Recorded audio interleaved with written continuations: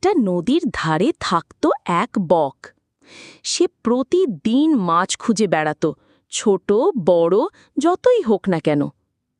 একদিন সে দেখে পুঁটি মাছেরা এক কোণে গাদা হয়ে লুকিয়ে আছে। এই তো, আজ তো রাজা আমি, সব মাছ আমার একেবারে পাতে আসবে। সে চুপচাপ পাতা ছায়ায় দাঁড়িয়ে থাকল।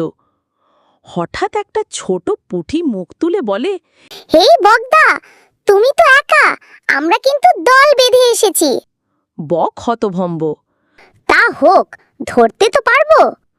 পুঁটি, আরে দাঁড়াও তো, আগে একটা ধাঁধা বলি, পারলে তবে খেতে পারো।